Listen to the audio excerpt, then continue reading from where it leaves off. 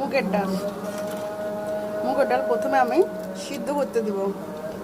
সিদ্ধ করতে দেওয়ার সময় তেজপাতা, গরম মশলা, সাদা ফল, লং দিব।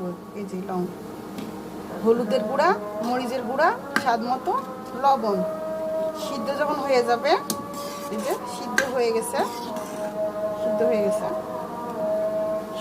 হয়ে যাওয়ার পরে এর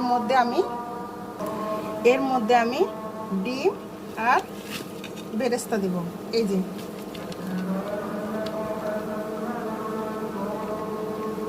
বেরেস্তা দিব।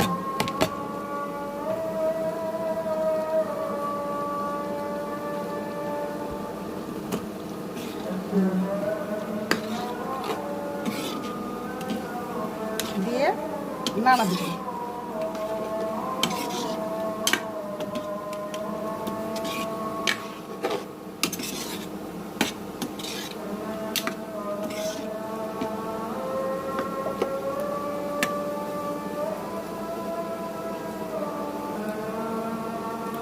ধনিয়া গুঁড়া আর জিরা গুঁড়া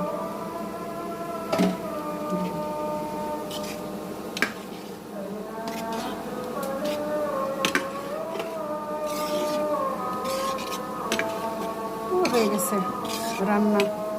কেমন হলো?